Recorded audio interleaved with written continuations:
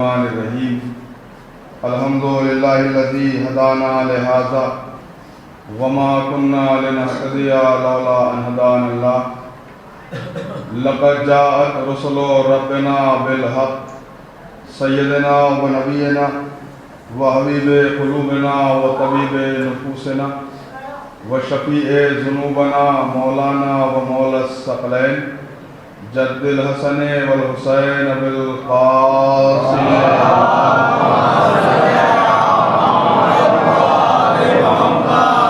والصلاة والسلام علی آلہ الطیبین الطاہرین المعصومین المظلومین المنتخبین المنتجبین الذین اذهب اللہ عنہم الرجس وطہرہم تطہیرا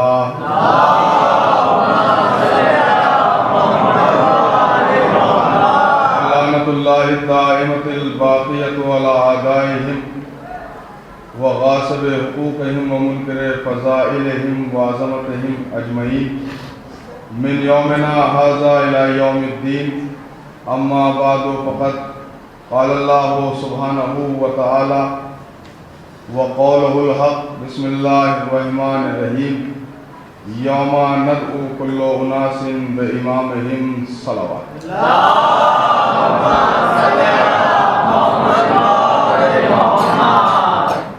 حاضرین گرامی قدر برادران ایمان اور بزرگان ملت، میں سمجھتا ہوں کہ پہلی محرم کو جس گفتگو کا آغاز ہوا تھا وہ بات اب تقریباً اپنے اختتامی مراحل میں ہے، اور قیادت دین کے عنوان سے جو گفتگو تھی اس میں اب دو مرحلے آپ کی خدمت میں عرض کرنا ہے، اس لیے کہ مقطع میں آ پڑی ہے سخن گسترانہ بات۔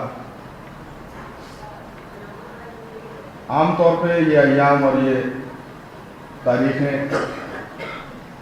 اندر سے دل نہیں کرتا کہ زیادہ فضائل پڑھی جائیں، اس لیے کہ یہ گریے کی تاریخیں ہیں، رونے کے موقع ہیں، اور ظاہر ہے کہ بہت مصروف تاریخیں ہیں، مسلسل جلوس مجلسیں، تو زیادہ وقت مجھے آپ کا یوں بھی نہیں لینا کہ آج تو اپنے وقت سے بھی زیادہ تاخیر سے میں ممبر پر ہوں، لیکن اس بات پہ یقین رکھیں کہ جس وقت پہ میں ممبر سے نیچے ہوتا ہوں انشاءاللہ اسی وقت نیچے رہوں گا۔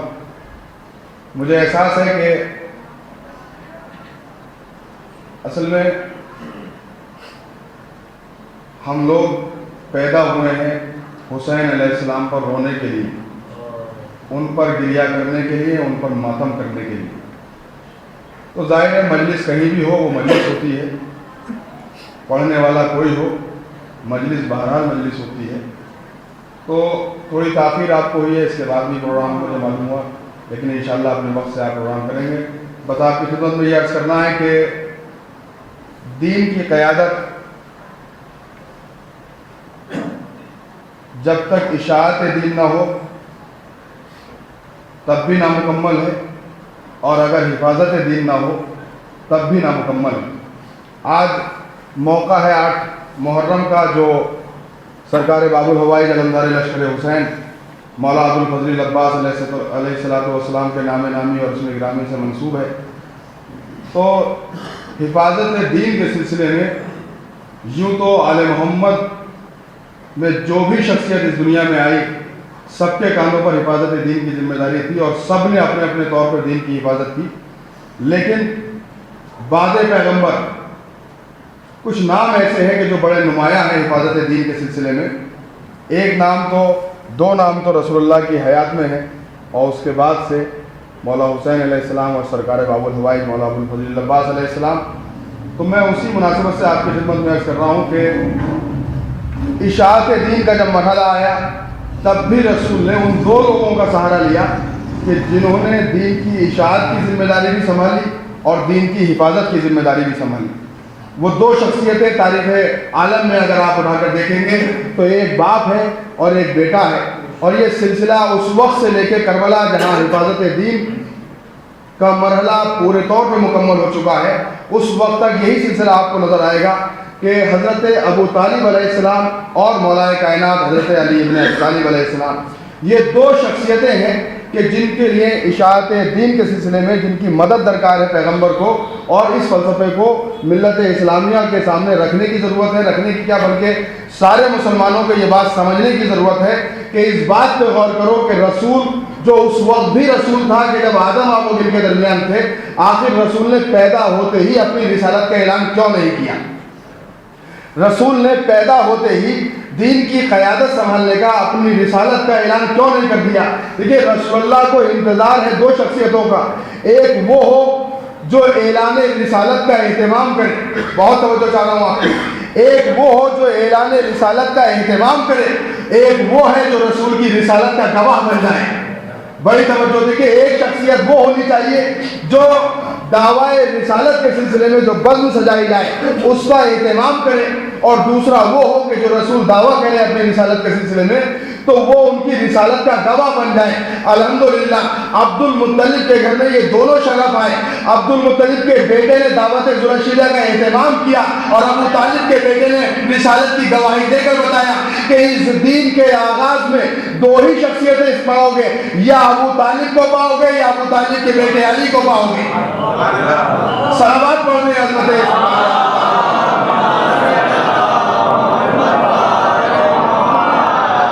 آپ غور فرمائے کہ رسول اللہ نے اعلان رسالت نہیں کیا پیدا ہوتے ہی، اور پیدا ہوتے ہی نہیں بلکہ 10 سال تک، 20 سال تک، 30 سال تک رسول اللہ مسلسل انتظار کر رہے ہیں۔ ایک اعلان نہیں رسول کی طرف سے کہ میں اللہ کا نبی ہوں، میں اللہ کا رسول ہوں، اس نے مجھے نبی بنا کر بھیجا ہے، اس نے مجھے قرآن دے کر بھیجا ہے، اس نے مجھے سید الانبیاء بنا کر بھیجا ہے، اس نے مجھے سرکار رسالت پناہ بنا کر بھیجا ہے۔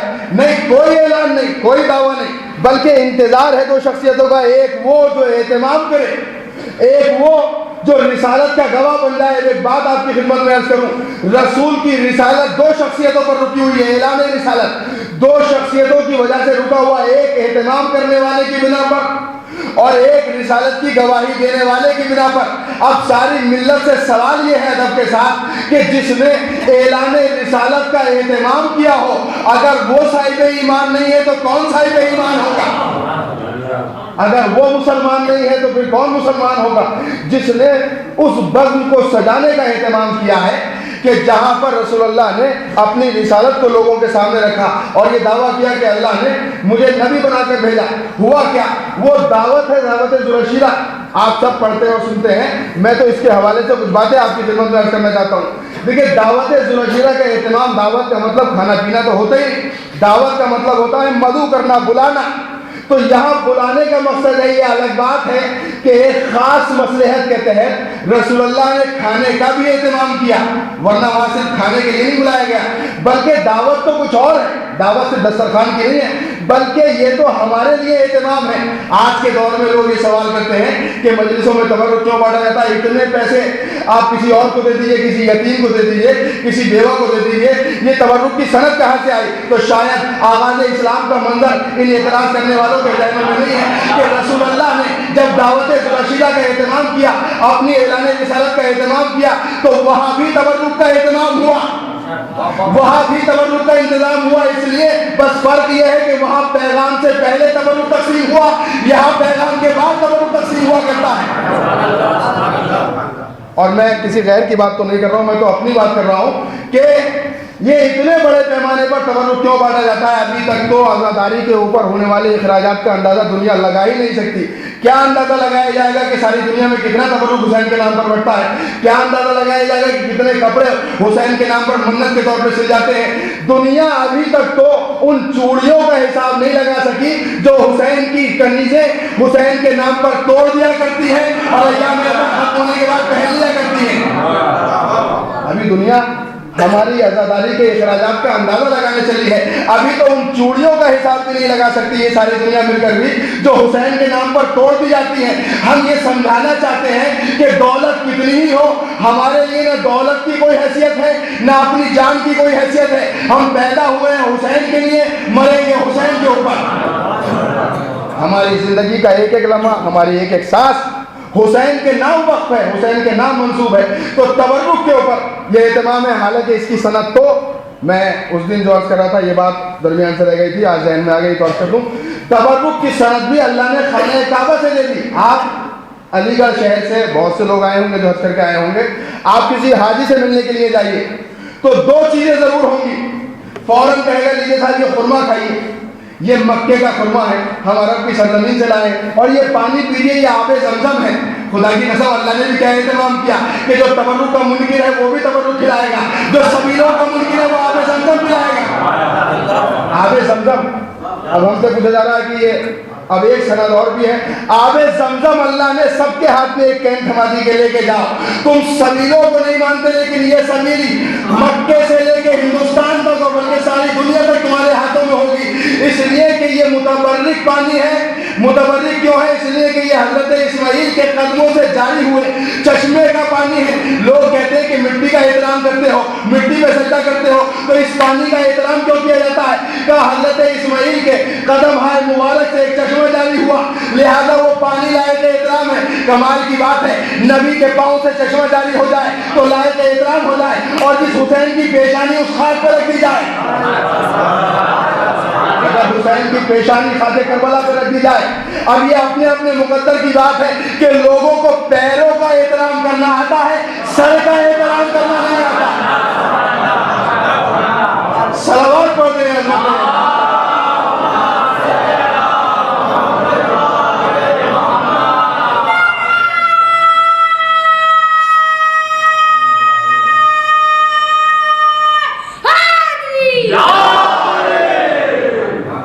یعنی یہ تبرک ہے دعوت ذوالعشیرہ میں جو کھانے کا اہتمام کیا ہے, اور یہ بھی بہت بڑا راز ہے, معلوم سب کو ہے, لیکن چونکہ مولانا صاحب نے بتایا نہیں, وہ تو اتنا ہی بتاتے ہیں کہ جتنے میں ہمارے دائرے کے اندر محدود رہو, اور دین کو صرف مولانا تک محدود کر دیا.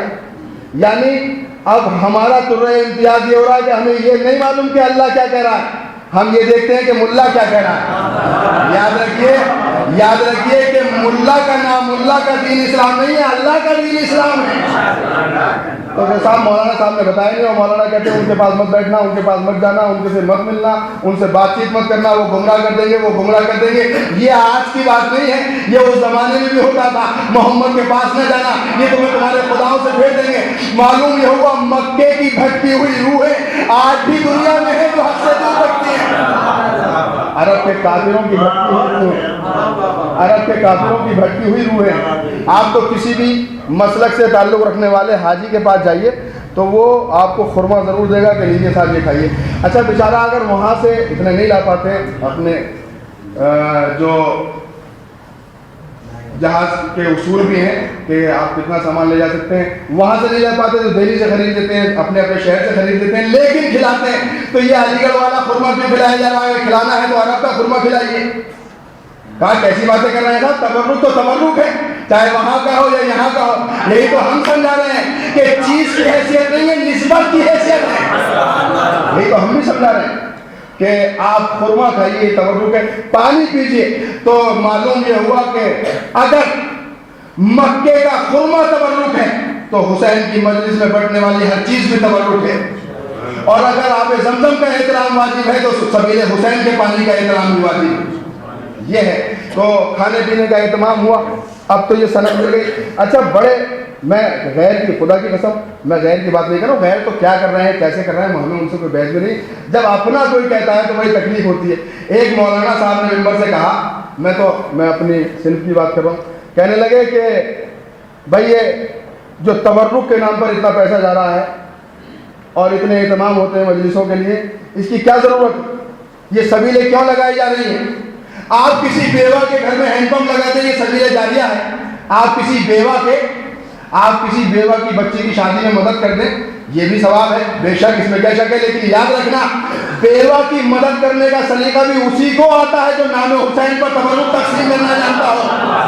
اور جس نے خرچ کرنے کا سلیقہ ہی نہیں سیکھا, نہ وہ تبرک بانٹتا ہے نہ بیواؤں کی مدد کرتا ہے. جو خرچ کرنے کا سلیقہ جانتا ہے وہی تو مدد کرے گا, اور جس کی جیب سے پیسہ کھلتا ہی نہیں, تو جو نام حسین پر نہ دے سکے وہ کسی بیوہ کو کیا دے گا. کہنے لگے کہ نہیں, بیواؤں کو دیجیے, یتیموں کو دیجیے. اتفاق تھا کہ وہ سالانہ مجالس سے ایک بستی کی مجھے مجلس پڑھنے کا موقع ملا. میں نے کہا بالکل ابھی آپ نے سنا بالکل صحیح بات ہے, اس لیے کہ بھائی بیواؤں کی مدد سے انکار کیسے ہو سکتا ہے, لیکن اس بات میں ذرا اضافہ کریں, سنیں میرے نوجوان دوست اور بھائی, اس بات میں ذرا سا اضافہ کر لیا جائے, بیواؤں کی مدد ہو, یتیموں کی مدد ہو, لیکن حسین کے تبرک میں کٹوتی کر کے نہ ہو, مولانا کے نذرانے میں کٹوتی کر کے ہو. بھائی یہ بھی تو بات کہیے کہ اتنے بڑے پیمانے پر نذرانے لینے کی ضرورت کیا ہے؟ آپ نے غور نہیں کیا. اتنے بڑے پیمانے پہ اگر تبرک بانٹنے کی ضرورت نہیں ہے تو اتنے بڑے پیمانے پر نذرانہ لینے کی کیا ضرورت ہے؟ تو حسین کا تبرک تو جس شان سے بڑھتا ہے اس شان سے بڑھنا چاہیے اور بڑھتے رہنا چاہیے. اس لیے کہ ہم نے دیکھا کہ جس نے حسین کا تبرک بانٹا اس کے گھر میں زندگی کے کسی حصے میں بھی فاقہ نہیں ہو سکتا, اس لیے کہ تبرک اس کے نام پر بانٹا گیا ہے کہ جو ساری دنیا کو دینے والا ہے, جو ساری دنیا کو عطا کرنے والا ہے. یہ الگ بات ہے کہ جس کی جیسی حیثیت ہے ویسے ہی وہ تقسیم کرتا ہے. بہرحال یہ تو درمیان میں بات آ گئی تھی, یہ کچھ دل کی باتیں ہیں جو اپنوں کے درمیان کر لینی چاہیے تاکہ آئندہ کوئی ہمارے نوجوانوں کو بھٹکا بہکا نہ سکے. تو دعوت ذوالعشیرہ کا اہتمام ہوگا, کھانا پینا مقصد نہیں ہے, مقصد ہے پیغام, مقصد ہے اعلان رسالت کرنا. رسول اللہ نے ایک بہت بڑے پیمانے پر اہتمام کیا. اب سنیں, رسول اللہ نے کیا کہا اپنے چچا سے, چچا جان میں اعلان رسالت کرنا چاہتا ہوں. تو کہا کیا مشکل ہے؟ کہا میں چاہتا ہوں مکے کے لوگ جمع ہوں, اشراف مکہ یہاں جمع ہوں, ان کے درمیان میں اعلان کروں, لیکن ان تک پہنچنا, کہا یہ ذمہ داری میرے بیٹے علی کے سپرد کرو. 13 سال کا سن, آپ بتائیے 13 سال کا بچہ اپنے باپ کا کتنا فرما بردار ہوتا ہے. اگر باپ کہتے بیٹھے رہو تو بیٹھا رہے گا اور کھڑے رہو تو کھڑا رہے گا, لیکن رسول اللہ نے علی علیہ السلام کو ذمہ داری دی, جاؤ اشراف مکہ سے کہہ دو کہ آج کا کھانا ہمارے ساتھ کھائیں اور ہم اعلان رسالت کریں گے ان کے درمیان. تو حضرت ابو طالب کو روک دینا چاہیے تھا کہ اس کام کے لیے کسی اور کا انتخاب کرو, میرے بیٹے سے کام کیوں لے رہے ہو؟ ابو طالب کا نہ روکنا بتا رہا ہے کہ جو رسول کا مقصد ہے وہی ابو طالب کا مقصد ہے, جو مقصد رسول کا ہے وہی مقصد حضرت ابو طالب کا ہے. اب وہ دعوت ہوئی, لوگ آئے, کھانا کھایا, اس لیے کہ عرب کے لوگ تو آج بھی کھانے میں مشہور ہیں. یہ تو باغ کے باغ کھا جاتے ہیں جب کھانے پر آتے ہیں, یہ تو تھوڑا سا کھانا تھا. تو دعوت ذوالعشیرہ میں کھانا اور عرب کے لوگ اپنے فطرت کے مطابق خوب کھایا. اب رسول اللہ نے کہا میں کچھ کہنا چاہتا ہوں تو ایک اٹھا. ایسا ہی ہوتا ہی ہر بز میں کوئی ایک ضرور ہوتا ہے, ایک اٹھا. کہا ان کی باتوں میں نہ آنا, یہ تمہیں تمہارے خداؤں سے بھیج دیں گے. سب چلے گئے. دوسرا دن پھر ایسے چلے گئے. تیسرا دن, اب میں اپنے پاس سے کچھ نہیں پڑھ رہا ہوں, حنفی المسلک کا عالم دین شیخ سلیمان قندوزی اپنی کتاب عناب المعدت میں لکھتے ہیں کہ جب تیسرا روز آیا اور رسول اللہ نے کہا رکو میں کچھ کہنا چاہتا ہوں, تو پھر اسی ابو جہل نے کہا نہیں ان کی باتیں نہ سننا. تو حضرت ابو طالب کا وہ جملہ تاریخ کے دامن میں محفوظ ہے, اور کیا خوبصورت تبرہ ہے حضرت ابو طالب کا. اسکت یا عمر, اے ایک آنکھ والے خاموش ہو جا, اے ایک آنکھ والے خاموش ہو جا. اب کوئی تاریخ نہیں کہتی کہ مجمع میں سے کوئی اٹھا ہو. اللہ نے اس کی ہیبت کہ کوئی نہ اٹھا, چاہتے تو پہلے ہی روز روک سکتے تھے لیکن نہیں روکا, امام حجت کرتے رہے, اب بھی مان جاؤ, اب بھی باز آ جاؤ, اب بھی باز آ جاؤ. لیکن جب جاتے رہے تو تیسرے روز کا اس کو دیا ہوا اے ایک آنکھ والے خاموش ہو جا, اور فوراً بیٹھ گئے. جو سب کو ورگلا رہا تھا ایک آواز میں بیٹھ گیا, اور اس کے بعد جو جملہ کہا حضرت ابو طالب فرماتے ہیں قم یا سیدی و یا مولائی, اے میرے سید و سردار, اے میرے مولا اور آقا. آپ کیا کہتے ہیں رسول اللہ کو؟ سارے مسلمان کیا کہتے ہیں رسول اللہ کو؟ آپ بتائیے آپ مسلمان کب سے ہیں؟ کیا اس لیے مسلمان ہیں کہ آپ مسلمان کے گھر میں پیدا ہوئے؟ کہاں تھا, ہم تو مسلمان کے گھر میں پیدا ہوئے اور ہم نے کلمہ پڑھا ہے. تو کب سے مسلمان ہیں آپ کا؟ ہمارے باپ بھی, دادا بھی, ان کے دادا بھی, ان کے دادا بھی, ہم تو نسل در نسل مسلمان ہیں. لیکن کوئی تو حد ہوگی. کہا صاحب سارے مسلمان اس وقت مسلمان ہیں کہ جب رسول اللہ نے اعلان رسالت کیا. سنو اپنے ایمان میں اور ابو طالب کے ایمان کے فرق کو. سارے مسلمان اس وقت مسلمان ہیں جب رسول اللہ نے اعلان رسالت کیا, لیکن اعلان رسالت سے پہلے ابو طالب نے کہا اے میرے سید و سردار, اے میرے مولا اور آقا, اٹھو, جو کہنا چاہتے ہو کہو. میں دیکھتا ہوں کہ آج تمہارا پیغام دینے سے تمہیں کون روکتا ہے. اب ایک سوال ہے ملت اسلامیہ سے کہ جو اعلان رسالت سے پہلے رسول کو سید و سردار مانتا ہو نئے انسان محترم جو اعلان رسالت سے پہلے رسول کو سید و سردار مانے، کیا وہ مسلمان نہیں ہے؟ نہیں، مسلمان ہے، فرق ہے ہمارے ایمان میں اور ابو طالب کے ایمان میں۔ دنیا کے ہر مسلمان، دنیا کا ہر مسلمان اعلان رسالت کے بعد کا مسلمان ہے، ابو طالب اعلان رسالت کے پہلے کا مسلمان ہے۔ صلوات پڑھتے ہیں عظمت۔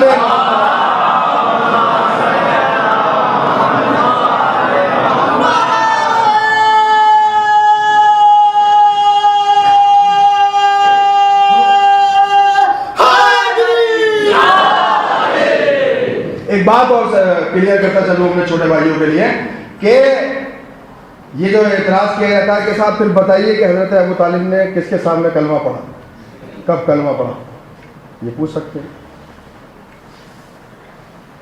حق کی بات تو یہ ہے کہ جو بڑی شخصیتیں دامن تاریخ اسلام میں پائی جا رہی ہیں، میں بڑی شخصیتیں جو کہہ رہا ہوں آپ کو سمجھ ہی رہے ہیں، اور انہوں نے کس کے سامنے کلمہ پڑھا ابھی تک یہ، اور یہ بھی میں عرض کر دوں کہ کلمہ پڑھ کر مسلمان ہوتا ہے انسان، لیکن ضروری نہیں کہ مسلمان مرے۔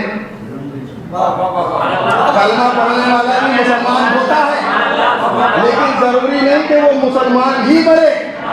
زندگی میں بہت سے اسباب ہوتے ہیں کہ اسے پتہ بھی نہیں چلتا وہ دائرہ اسلام سے خارج ہو گیا۔ یہ ایک الگ بحث ہے، لیکن میں وہ کلیئر کرنا چاہ رہا ہوں کہ کس کے سامنے پڑھا۔ دیکھیے آج ترقی یافتہ دور ہے، آپ کے ہاں کارڈ آتے ہوں گے، بچہ جب 3-4 سال کا ہوتا ہے، ہمارا شریعت بھی ہمیں حکم دیتی ہے کہ اپنے بچے کو قرآن پڑھاؤ، دینیات پڑھاؤ، سارے علوم حاصل کراؤ۔ حالانکہ اس زمانے میں ذرا وقت کم ہے قرآن پڑھنے کے لیے، دنیا کی تمام تعلیمات حاصل کی جاتی ہیں۔ میں تعلیم کا منکر نہیں ہوں، علم کے میدان میں اگر آل محمد کے چاہنے والے آگے نہ ہوں گے تو کون آگے ہوگا؟ اس لیے کہ ہمارا راستہ باب العلم تک جاتا ہے، ہمارا سلسلہ باب العلم سے ملا ہوا ہے، تو ہمیں تو علم حاصل کرنا چاہیے، لیکن تمام علوم کے ساتھ ساتھ کم سے کم دینیات بھی ضروری ہے، کم سے کم قرآن کی تعلیمات حاصل کرنا ضروری ہے۔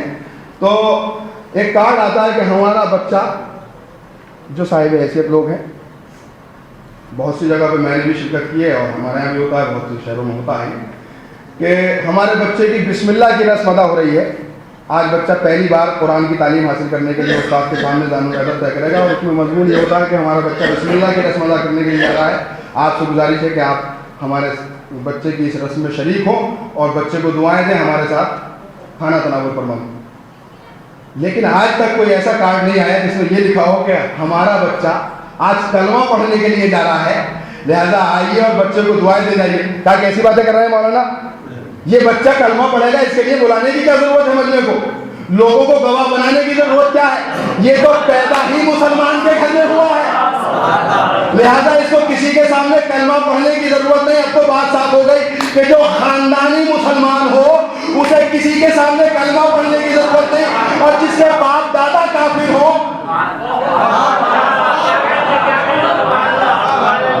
جتنی محنت سے میں نے یہ جملہ کہا بھائی اس کو کسی کے سامنے کلمہ پڑھنے کی کیا ضرورت ہے کہ جس کا باپ بھی مسلمان ہو، دادا بھی مسلمان ہو، اس کا دادا بھی مسلمان ہو، اسماعیل بھی مسلمان، ابراہیم بھی مسلمان۔ نہیں، آپ نے مولانا نے خطبہ پڑھا تھا، آپ نے سنا ہوگا بیت الصلاۃ میں، انہوں نے جو حضرت ابو طالب علیہ السلام کے خطبے کے سلسلے میں، کہ حضرت ابو طالب علیہ السلام ارشاد فرما رہے ہیں ہمیں اللہ نے نسل ابراہیم میں پیدا کیا ہے، تو نسل ابراہیم میں ہے، باپ بھی مسلمان ہے، دادا بھی مسلمان ہے، تو کسی کے سامنے کلمہ پڑھنے کی ضرورت نہیں ہے۔ گواہ وہ بنائے کہ جس کا باپ بھی کافر ہو، جس کی ماں بھی کافر ہو۔ تو حضرت ابو طالب کو یہ ضرورت ہی نہیں۔ اب اعلان ہوا میں اللہ کا نبی ہوں، اور آج جو میری رسالت کی گواہی دے گا وہی میرا جانشین ہوگا۔ دیکھیے اعلان رسالت کے دن ہی رسول اللہ نے بات واضح کر دی کہ کہیں جمع ہونے کی ضرورت نہیں ہے، میری خلافت اور جانشینی کے سلسلے میں اتنی زحمت کرنے کی آپ کو ضرورت نہیں ہے کہ میرا جنازہ بھی چھوڑ کے آپ چلے جائیے، اتنی زحمت کرنے کی ضرورت نہیں دین کے سلسلے میں۔ میں پہلے روز بتائے دے رہا ہوں، جو آج گواہ ہوگا وہی میرا جانشین ہوگا۔ کوئی ایک نہ اٹھا، ابو طالب کے بیٹے نے کھڑے ہو کے کہا یا رسول اللہ میں گواہی دیتا ہوں کہ آپ اللہ کے رسول ہیں۔ اصل میں گواہی علی نے کیوں دی، کسی اور نے کیوں نہیں دی؟ گواہی کا اصول یہ ہے کہ گواہ وہ ہوگا جو موقع پر موجود ہو۔ بھائی ایک مثال آپ کی خدمت میں عرض کر دوں، خدا نخواستہ کوئی ایک مقدمہ کسی کچہری میں عدالت میں چل رہا ہو اور مقتول کی جانب سے دو گواہ پیش ہوں، منصف کے سامنے کھڑے ہو کے کہیں ہاں صاحب یہ جو ملزم کی حیثیت سے کھڑے ہوئے انہوں نے مارا ہے، مرنے والے کو ہم گواہی دیتے ہیں، تو منصف ان سے پلٹ کے سوال کرے گا بتائیے صاحب جب انہوں نے مارا تھا تو کیا آپ موجود تھے، آپ کی نگاہوں کے سامنے مارا؟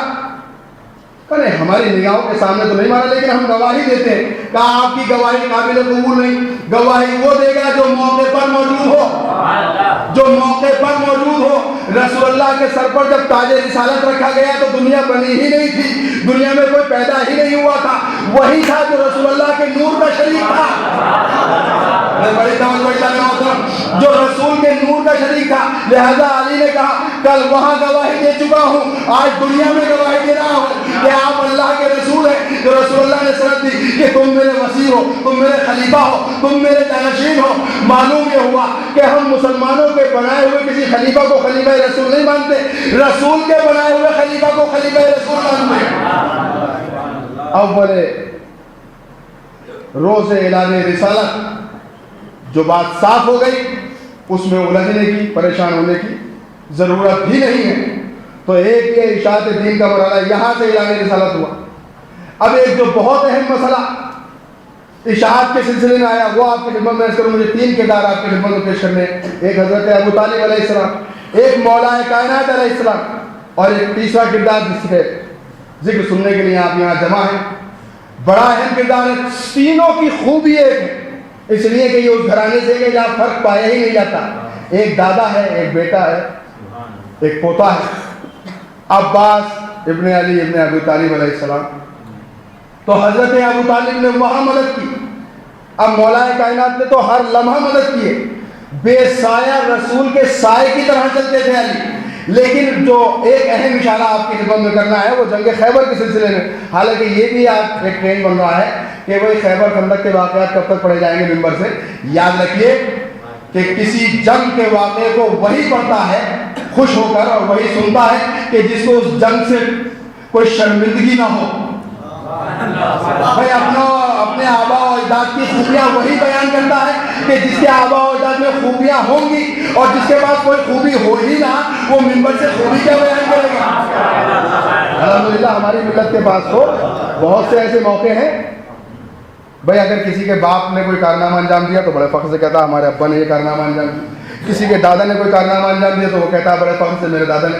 اب فطرت کیا ہوتی ہے، میرے سامنے کوئی ایک انسان ایسا ہو کہ جو کہنے لگے ہمارے دادا اتنے خوبی والے تھے، اتنے اچھے، اتنے پڑھے لکھے انسان تھے، اتنے بہادر تھے، اتنے بڑے رئیس تھے، اور اگر میرے دادا اس معیار کے نہ ہو تو مجھے ذرا سی خلش۔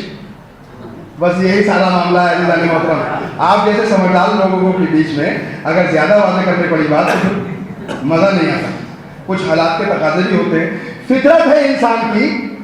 یہی معاملہ نعروں کا بھی ہے، نعرے نہ لگائے جائیں، نعرے نہ لگائے جائیں۔ آپ دیکھیں اگر کوئی کامیاب ہو گیا تھا اس کے نعرے لگتے تو جو ناکام ہوتا ہے اس کے لوگوں کو خاموخواہ ایک چرچ ہوتی ہے، کیا طلب ہے نعروں کی، کیا طریقہ ہے، یہ کیا طریقہ ہے نعرے لگائے جا رہے ہیں۔ چونکہ دل کے اندر چبھن ہے لہذا وہ نعرے ناگوار گزرتے ہیں، دل میں چبھن ہے اس لیے خیبر کا ذکر ناگوار گزرتا ہے، دل میں چبھن ہے اس لیے خندق کا ذکر ناگوار گزرتا ہے۔ لیکن جو علی والا ہے وہ خندق کو بھی شوق سے پڑھتا اور سنتا ہے، خیبر کو بھی شوق سے پڑھتا اور سنتا ہے، اس لیے کہ یہ وہ جنگیں ہیں جہاں جہاں میرا مولا چلا گیا۔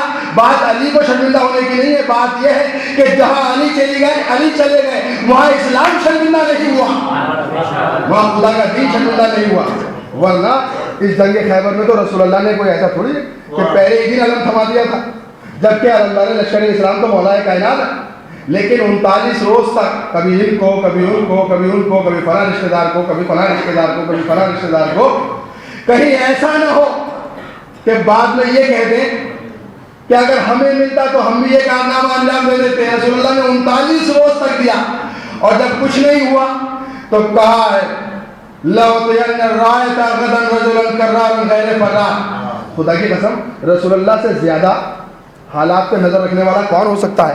کیا احتیاط کی جملے کہی ہیں، جملے کہے رسول اللہ نے، کل میں اس کو علم دوں گا جو مرد ہوگا۔ اب یہ بتانے کی ضرورت نہیں، رسول اللہ تو یہ کہہ رہے ہیں کہ کل میں اس کو علم دوں گا جو مرد ہوگا، کل میں اس کو علم دوں گا جو کرار ہوگا، کل میں اس کو علم دوں گا جو غیر فرار ہوگا۔ یعنی اب تک جن کو علم دیا گیا یہ بتانے کی ضرورت نہیں. رسول اللہ کہہ رہے ہیں کل مرد کو علم دوں گا, کل کرار کو علم دوں گا, کل غیر فرار کو علم دوں گا, اور اس کو علم دوں گا کہ جس سے اللہ راضی ہو جائے. آج چیخ چیخ کے کسی کے لیے رضی اللہ کہنا اور ہے, رسول اللہ کی کسی کو سند دے دینا اور ہے. رسول اللہ نے کہا کہ اللہ اس سے راضی ہوگا, وہ اللہ سے راضی ہوگا. اور پھر وہ کروٹے, اور جب صبح عاشور آئی تو رسول اللہ نے کہا کہ جاؤ سلمان ذرا بلا کے لاؤ علی کو. تاریخ میں ملتا ہے اور میں نے علماء سے سنا ہے کہ آشوب چشم میں مبتلا تھے. حالانکہ مولا کو یہ بیماری نہیں ہونا چاہیے, لیکن چونکہ مصلحت ہے اللہ کی لہذا آشوب چشم میں مبتلا ہے. مولا کائنات کو حکم ملا, فوراً چلے آئے. رسول اللہ نے کیا کیا, لعاب دہن مولا کی آنکھوں میں لگا دی. کمال کی بات, ایک بات اگر آپ نے میری طرف کچھ دیکھا تب سمجھ میں آئے گی, خالی سننے سے بات نہیں بنے گی. دیکھیں لعاب دہن لگایا رسول اللہ نے, ان کی آنکھیں ٹھیک ہو گئی. خیر رسول اللہ کا لعاب دہن ہے, اس میں کیا شک ہے کہ دنیا کو شفائیں بانٹتا ہے. لیکن یہ لعاب دہن ہی کیوں لگایا رسول اللہ؟ تو ایک دعا پڑھتے, اشارہ کر دیتے, آنکھ ٹھیک ہو جاتی. لعاب دہن لگا دیا. لعاب کا کیا اصول ہے, آپ کا اپنا جو لعاب ہوتا ہے زمین پر گر جائے تو پھر آپ اس کی طرف دیکھنا گوارا نہیں کر سکتے. یہ فطرت ہے انسان کی. آپ کا اپنا ہے, آپ کے منہ سے باہر آیا, لیکن آپ اس کی طرف دیکھنا گوارا نہیں کرتے. لیکن رسول اللہ نے اپنی انگلیوں پر لعاب دہن لیا اور لگا دیا مولا کی آنکھوں میں. آپ بھی لعاب کو زمین پر ڈالتے تو اس کی طرف نہیں دیکھتے, لیکن یہی لعاب ایک موقع ایسا بھی آتا ہے جب آپ کوئی کتاب پڑھ رہے ہوتے ہیں تو بار بار آپ لعاب لگاتے ہیں, ورق کو پلٹتے ہیں, آپ کو برا نہیں لگتا. لعاب وہی ہے, طریقہ وہی ہے, فطرت وہی ہے. لیکن جب آپ لعاب کتاب پر لگاتے ہیں, پھر زبان پر انگلی پھیرتے ہیں, پھر لعاب لیتے ہیں, پھر کتاب پر لگاتے ہیں, تو آپ کو وہ بات ناگوار نہیں گزرتی. اب آپ سمجھیں کہ رسول اللہ مولا کی آنکھوں میں لعاب نہیں لگا رہے تھے, بلکہ پیغمبر اسلام اپنی انگلیوں میں لعاب لے کر بولتے ہوئے قرآن کی برکتانی کر رہے تھے, بولتے ہوئے قرآن کے صفوں کو پلٹ رہے تھے. اور اب کا یا علی جاؤ, بس ایک مرحلہ پیش کرنا ہے. دیکھیے کافر ہے لیکن اس کی خوبی منبر سے بیان کر رہا ہوں اور پوری ذمہ داری سے بیان کر رہا ہوں. گھبرانے کی, پریشان ہونے کی ضرورت نہیں ہے. جو چیز عرض کر رہا ہوں اس کے سارے حوالے موجود ہیں. دیکھیے رسول اللہ نے علم دے دیا, میرے مولا علم لے کر بڑھے. ادھر کون ہے؟ مرحب. یہ مرحب کون ہے؟ بہت بڑا نامی گرامی پہلوان ہے. جیسے ہی میرے مولا خیبر میں پہنچے اس نے مالی پر روک ڈالنے کے لیے کہا انا الذی سمتنی امی مرحبا, میری ماں نے میرا نام مرحب رکھا ہے. میرے مولا نے اس سے بلند آواز میں کہا انا الذی سمتنی امی حیدرا, میری ماں نے میرا نام حیدر رکھا ہے. یہ حیدر چاہتے تو یہ کہتے کہ میں علی ہوں, میں ابو طالب کا بیٹا علی ہوں, میں فاطمہ بنت اسد کا نام علی ہوں, لیکن ایک خاص مصلحت کے تحت کہا میرا نام میری ماں نے حیدر رکھا ہے, اس لیے کہ مرحب کی ماں نے بتایا تھا میرے لاڈ تو ہر ایک پر فتح پا جائے گا, لیکن جب حیدر نام کا نوجوان آئے گا تو جب تو اس کے سامنے ہوگا تو اس دن تیری زندگی کا آخری دن ہوگا. اب میں کافر کی خوبی بیان کر رہا ہوں, سنیے عزیزان محترم. مرحب کو یہ احساس ہو گیا کہ آج میری زندگی کا آخری دن ہے, لیکن کسی تاریخ میں نہیں ملتا کہ مرحب نے موت کے خوف سے میدان چھوڑ دیا ہو. ارے کہاں بیٹھے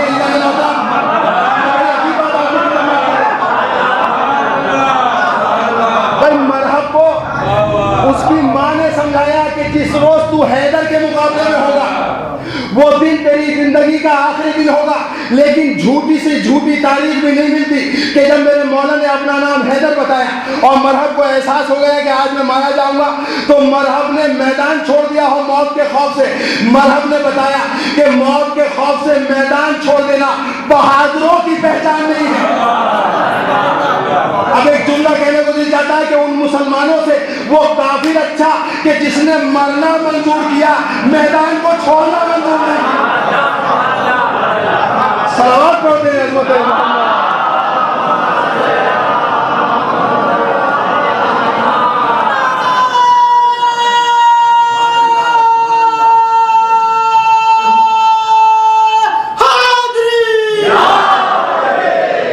میدان نہیں چھوڑا مرحب نے, ڈٹا رہا. معلوم ہے کہ زندگی کا آخری دن ہے اور جو ان کے سامنے آ جائے اس کے بچ کے جانے کا سوال ہی نہیں. یہاں تو صرف وہی بچ کے جا سکتا ہے کہ جس کی نسل میں کوئی مومن ہو. یہ شعور تو میرے مولا کی تلوار میں، ورنہ کوئی نہیں بچے گا۔ احساس ہو گیا موت کا لیکن نہیں مرا۔ اب سنیں، مرہب کو مارا، در خیبر کو اپنے ہاتھوں پہ اٹھا لیا میرے مولا نے۔ اب لوگ کہتے ہیں کہ علی نے جو در خیبر کو اٹھایا یہ علی کی طاقت تھوڑی تھی، تو ہم بھی یہ کہتے ہیں کہ مولا نے اپنی طاقت سے نہیں اٹھایا، تو پھر کس کی طاقت سے اٹھایا؟ کہا وہ قوت رحمانی تھی، اور بڑے گاڑھے الفاظ میں کہا جاتا ہے وہ قوت رحمانیہ سے در خیبر کو اٹھایا تھا۔ خدا کی قسم مجمع کی آخری فرد تک کی توجہ چاہ رہا ہوں اس جملے پر، اور شاید میری آج کی اس تقریر کا سب سے قیمتی جملہ ہو۔ رسول اللہ علی نے در خیبر کو اپنے ہاتھوں پر اٹھایا تو ساری دنیا میں چیخ چیخ کر اعلان کیا جا رہا ہے وہ اپنی قوت سے نہیں اٹھایا بلکہ اللہ کی قوت سے اٹھایا تھا علی نے۔ تو ہم بھی تو یہی کہتے ہیں کہ در خیبر اکھاڑنا کمال نہیں ہے، اللہ کی قوت کو حاصل کرنا کمال ہے۔ در خیبر اکھاڑنا کمال تھوڑی ہے، اللہ کی قوت کو حاصل کرنا کمال ہے۔ اللہ کی قوت میدانوں سے بھاگ کر حاصل نہیں ہوتی، اللہ کی قوت کسی کے منصب کو چھین کر حاصل نہیں ہوتی، اللہ کی قوت کو حاصل کرنا کمال ہے۔ میرے مولا نے یقیناً اللہ کی قوت سے۔ اب کہا تھا کہ اتفاق کی بات تھی، خندق میں فتح اتفاق ہے، خیبر میں فتح اتفاق ہے، احد میں اتفاق ہے، ہر جگہ اتفاق ہی اتفاق۔ تو یہ اتفاق کسی اور کے ساتھ بھی ایک آدھ بار ہو جاتا،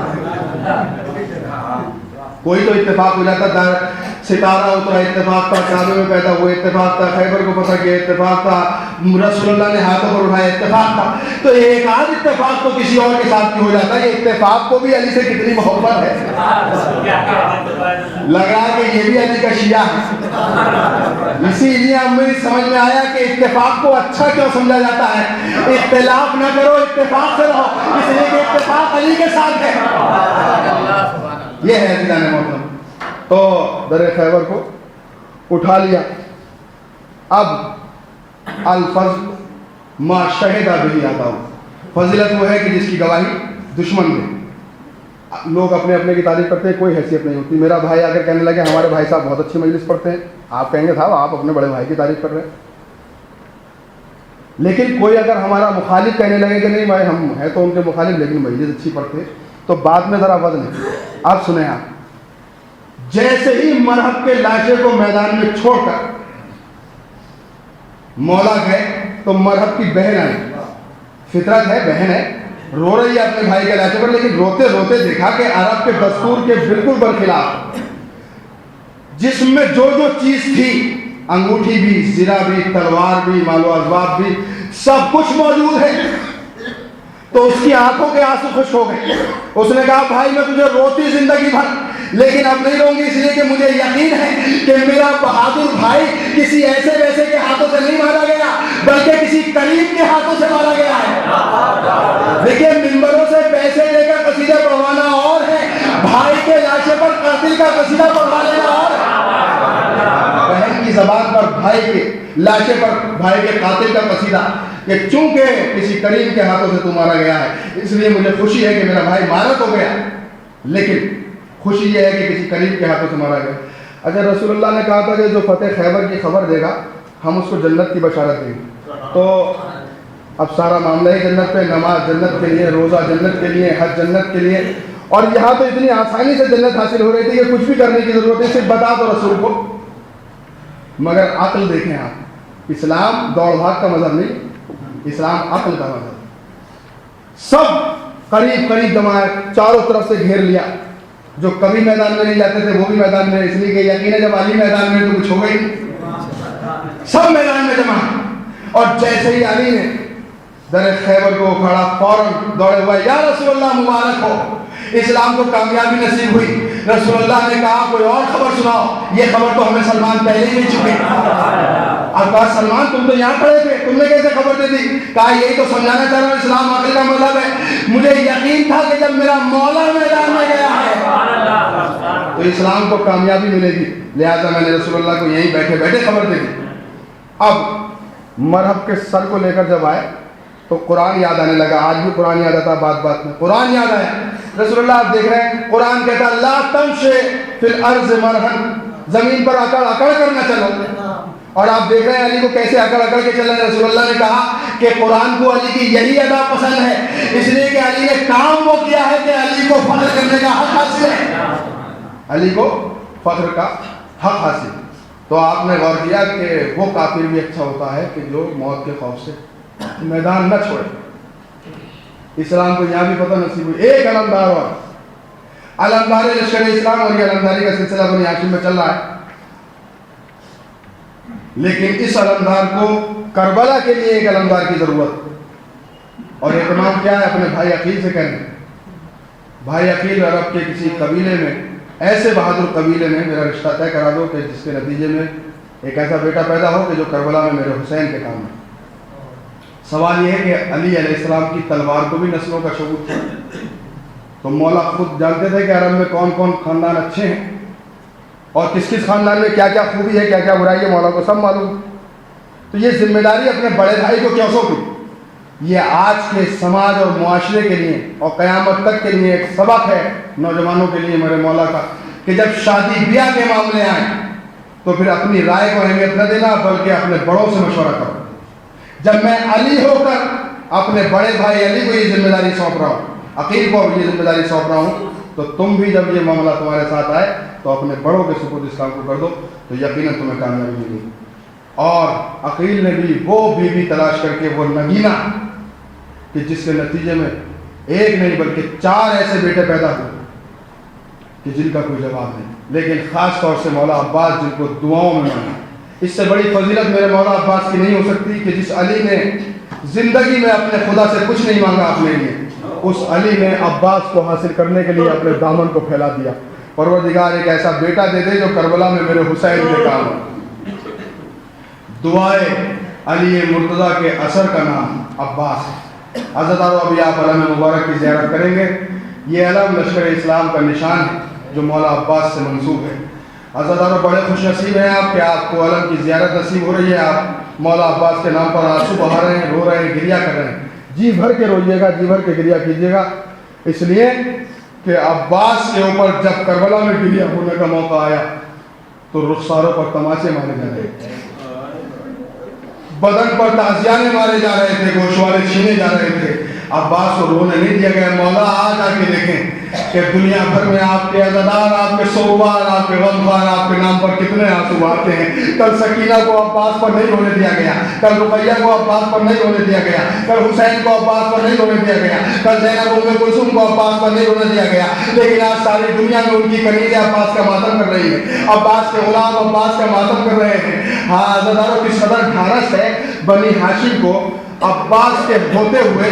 یہ 2-3 روایتیں آپ کی خدمت میں پیش کرنے جا رہا ہوں کہ ایک موقع تھا کہ جب مولا کائنات اپنی بیٹی زینب کو اپنے زانو پر بٹھانے ہوئے تھے کہ ایک مرتبہ فرماتے ہیں زینب ذرا اپنا بازو میرے قریب لاؤ. شہزادی فرماتی ہے کہ بابا نے میرے بازو کے کپڑے کو ہٹایا اور بازو کو بے تحاشا بوسہ دینا شروع کر دیا. میں نے پوچھا بابا اس انداز میں بوسے لینے کا کیا سبب ہے، اس انداز میں بازوؤں کو چومنے کا کیا سبب ہے؟ بابا فرمانے لگے بیٹی ایک دن آئے گا، ایک دن وہ بھی آئے گا کہ جب تیرے بازوؤں میں رسی باندھی جائے گی، جب تیرے بازوؤں میں رسی باندھی جائے گی. زینب کہتی ہے بابا کیسی باتیں کر رہے ہیں، جس کے 18 بھائی ہوں اور ان 18 بھائیوں میں جس کا عباس جیسا بھائی ہو، بھلا اس کے بازو میں رسن کون باندھ سکتا ہے، اس کے بازو میں رسی کون باندھ سکتا ہے. لیکن عزاداروں مولا نے کہا تھا اس لیے یہ حق ہے. ایک معصوم کی زبان سے نکلا ہوا جملہ ہر حال میں حق ہوا کرتا ہے. بس وہ منظر یاد دلا رہا ہوں کہ شہزادی زینب کی کتنی فکر تھی مولا عباس کو. جب 28 رجب کو یہ قافلہ چلا مدینے سے تو اہتمام یہ ہے شہزادیوں کے آنے کا کہ قناتیں لگا دی گئی ہیں. مولا عباس نے ایک بلندی سے کہا اے مدینہ آج اپنے دروازوں سے باہر نہ آنا، اس لیے کہ آج رسول کی بیٹیاں پہلی مرتبہ دن کے اجالے میں اپنے دروازے سے باہر آ رہی ہیں. آج مدینہ کا رہنے والا کوئی اپنے دروازے سے باہر نہ نکلے. حضرت سید ابن طاؤس نے لوح میں لکھا کہ اس شان سے زینب کو سوار کرایا ہماری کے اوپر کہ حالت یہ تھا، منظر یہ تھا کہ جیسے شہزادی اپنے گھر سے برآمد ہوئی اور اپنی ہماری کے قریب پہنچی، مولا عباس نے ایک زانو کو مدینے کی زمین پہ ٹیک دیا، دوسرے زانو کو بلند کر دیا، شہزادی میرے زانو پر اپنا قدم لے کر رکھ کر اوپر چلی جائے۔ زینب نے ایک قدم عباس کے زانو پر رکھا، دوسرا قدم عباس کی ہتھیلی پر رکھا، اس طرح سوار ہوئی زینب، اس اعتماد سے سوار ہوئی زینب۔ عدالت جب 11 محرم کو زینب کو کوئی سوار کرانے والا نہ تھا، اور زینب کو کوئی سوار کرانے والا نہ تھا، یہاں تک کہ زینب نے ہر بیوی کو سوار کرایا، یہاں تک کہ مرزا کو بھی سوار کرا دیا، اور زینب کو کوئی سوار کرانے والا نہیں تھا، تو مدینے کا منظر زینب کو یاد آ گیا، دریا کا رخ کر کے آواز دی، اے بھیا عباس، جب مدینے سے چلی تھی تو بڑا اعتماد کیا تھا۔ اجرکم اللہ، جزاکم ربکم خیر الجزا۔ پروردگار آپ کو کوئی غم نہ دے سوائے غم مظلوم کربلا کے۔ یہ اہتمام مولا عباس نے، اور یہ گھارس عباس کے ہوتے ہوئے بس عزادارو صبح عاشور نمودار ہوئی۔ میں ایک مجلس میں مولا عباس کے مصائب آپ کی خدمت میں عرض کر چکا ہوں۔ صبح عاشور نمودار ہوئی، مولا عباس پانی لینے کے لیے دریا پہ پہنچا، اور ابھی آپ نے ذاکر کو سے سنا کہ جب عباس کو یہ احساس ہوا کہ پانی خیموں تک نہیں پہنچ پائے گا، تو عباس نے اپنے رہوار کو دریا کی طرف موڑ دیا، اور آج کربلا کا وہ اکلوتے شہید ہے مولا عباس کے جن کا لاشا خیام حسینی میں نہیں آیا۔ اس قدر سکینہ سے شرمندہ تھے عباس کہ اپنے بھائی کو وصیت کر دی، عزادار حسین عباس کے علم کو لے کر آئے، لاشے کو دریا پہ چھوڑا، عباس کے علم کو لے کر آئے۔ وہ عالم ہے خیموں میں کہ کسی شہید پر اتنا گریا نہیں ہوا جتنا عباس کے اوپر گریا ہوا۔ زینب نے آواز دی، اے میرے بابا، آپ نے صحیح فرمایا تھا کہ میرے بازوؤں میں رسیاں باندھی جائیں گی۔ ارے عباس کے مرنے کے بعد زینب کو یقین ہو گیا کہ زینب کے بازوؤں میں اب رسیاں باندھی جائیں گی۔ اور آخری جملے اور خدمت ہوا، یہ لٹا ہوا قافلہ جب کوفے اور شام کی منزلیں طے کر کے کربلا آیا اور کربلا سے واپس مدینے پہنچا، زینب نے بیویوں کے حلقے میں بیویوں کے نغمے میں کربلا کے واقعات بیان کرنا شروع کیے، اور حسین کی شہادت بیان کی، علی اکبر کی شہادت بیان کی، اور محمد کی شہادت بیان کی، سب کی شہادتیں بیان کی۔ آخر میں بیویوں سے کہا، اے بیویوں، حد تو یہ ہو گئی کہ بعد حسین ہمارے بازوؤں میں رسیاں باندھی گئی، ہماری چادریں چھین لی گئی۔ بیویوں کے حلقے میں سے ایک بیوی اٹھی، نجف کا رخ کر کے آواز دی، اے نجف کے سونے والے میرے مولا اور آقا علی، آپ گواہ لینا، میں عباس کا دودھ نہ بخشوں گی، میں عباس کا دودھ نہ بخشوں گی۔ زینب نے ام المؤمنین کے ہونٹوں پر اپنے ہاتھوں کو رکھ دیا، اے مادر گرامی، ایسا نہ کہیے، آپ میرے بھیا سے کیوں ناراض ہیں؟ آواز دی، اے زینب، تمہارے ہاتھوں میں رسیاں باندھی گئی، تمہاری چادریں چھینی گئی، اور عباس دیکھتا رہا۔ زینب نے آواز دی، اے مادر گرامی، جب ہمارے بازوؤں میں رسیاں باندھی، ہماری چادریں چھینی، تو میرا 32 سال کا بھائی کربلا کی زمین پر اپنے بازوؤں کو کٹائے ہوئے سو رہا تھا، اس کا لاشا دبا رہا تھا۔ اے ظالموں، موت نے مجبور کر دیا، ورنہ تم نے کہا ہمت تھی کہ شہزادیوں کو اسیر بناتے ان کی چادریں